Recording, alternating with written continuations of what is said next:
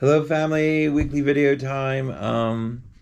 I'd like to say we always do my video from my office, and there's a lot going on behind me. I apologize for that, but it's just the way my office is. I have a lot of knickknacks and things, but anyway, maybe we should change up the site sometimes. Maybe we'll do that. I don't know. Anyway, I just wanted to apologize for that. I try to keep my desk clean for the video, so it looks kind of nice and clean. Anyway, I'd like to talk about last week's homily gospel just a little bit, in reference to what we've been talking about the last few weeks in the videos, and that's the mission and purpose of St. Patrick's.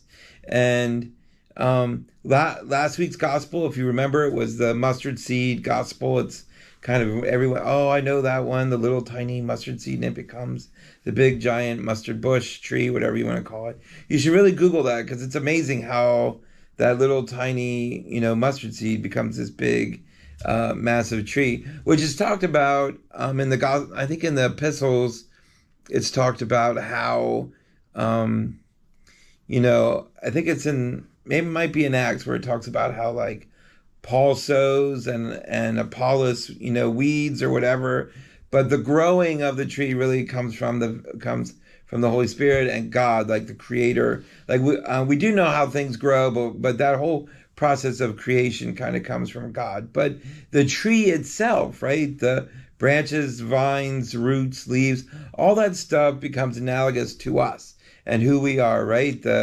We are the vine and the branches. Jesus talks about that all the time. The mustard tree is another example he uses to talk about us being the vines and the branches. And in my homily last Sunday, I'm not sure what Father Dozy preached about, but I think he was going to preach about something very similar. I didn't talk about the vines and the branches and the mustard tree. I talked about the birds, the birds, because I like birds. And it says in the mustard tree gospel, there's a line that says that that the mustard tree is so big and its branches are so inviting to birds to come in and rest on its branches. In the first reading, it's Ezekiel, and he talks about the birds coming in and resting on the great branches of the cedars, right? The cedars of Lebanon, the great trees of the Middle East. And so he talks about how those trees, invite those birds in to come in and rest on the trees. And so I said, what are we doing as a church about the birds, right? About inviting, welcoming people in to the church. And I said, our branches, our vines are our mission and purpose, right? They are the ways that we invite people in. And so when we do those things, right? When we introduce people to Jesus, when we gather, connect, serve, and go out, right? We need to be branches that are welcoming to people, inviting in the birds for a place that they feel welcome to. And so I think that this is something we need to do. And this may sound a little bold, a little crazy for a Catholic church, but we need to present ourselves as a welcoming church by greeting those around us when they come into church or as we're leaving church, right? And I know some people say, well, Father, I'm really nervous. Like, I don't want to welcome someone for the first time when they're longtime members, and I don't want to goof up that interaction. Well, then don't talk about like, oh, you're new. You just say, hey, it's good to see you this Sunday. Thanks for coming. How's your week going? Or how's your week been? Or have a great week. Just make some connection to let them know that they're part of a greater family. I struggled a couple weeks ago. I met with an individual who was struggling with their faith in general, and their boss who goes to our church recommended that they come talk to me. So they did. We had a great conversation. But I felt, I'll be honest, a little awkward in inviting her to come to St. Patrick's for Mass, because I wasn't sure how well she'd be received or received at all. Like, I don't know if she'd come and sit in the back pew, experience Mass, and leave and not have any interaction with our family at all. And that's not the kind of family we want. But to get to that place, we need to be a family that are kind of like the horses on Amish buggies, right? Where we have blinders, that we're focused on one thing, right? We're focused on our mission and purpose. We're focused on the birds and bringing the birds into the tree, bringing the people into the church. And to do that, we need to be a church that's welcoming. And so when we see a stranger or someone we don't know, you can't assume that they're not regular goers, but it doesn't mean you can't say hello, how you doing? Like, hope your week's been well, or hope your next week is great. Like, have a great week, or, thanks for coming today. It's, just some general conversation to connect with them so that they can see that we're a family that cares about every person in the pews, right? I always say this, I've said this from the altar before, like, if you really do think we're doing good at that, then ask yourself why there's so much space between you and the next person in the pew, right? If we're a family, why aren't we sitting together?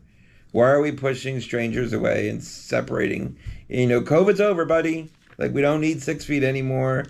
We can sit together, fill the church up, slide. And that's another great thing, another great thing I just saw off the top of my head. Like, if you're in a pew, don't sit on the end. Sit in the center, so that when someone comes late, they can slide right in, and they don't have to push over you. You don't have assigned seats. You didn't pay for that seat. If you want to pay for that seat, I'll charge you. But the idea is that if we want to be a welcoming church that invites people, the birds in, right? The people who are coming for the first time or coming back for the first time, then we need to slide to the center of the pew. Right? So that they can come in if they come in late and just slide right in and not have to step over us or make them step over us because, God forbid they sit in my seat or where I want to sit. And so that's another great encouraging way to welcome people in, is for them to come into the church and see that it is easily accessible to sitting, because you're not forcing them to step over you or step around you. I understand that's going to be a struggle because we have our seats and this is where we sit and that's where we sit. But I encourage you to change that up to allow people to. It sounds silly, but it is a great welcoming thing for someone to be able to come into the church and just slide into a seat and not have to worry about stepping over someone because they refuse to slide in, to the center. So those spaces are more available to people who arrive late. So just another way to welcome people. Like, we need to be, kind of horse and blinders kind of thing, thinking about ways to welcome people and be welcoming to people.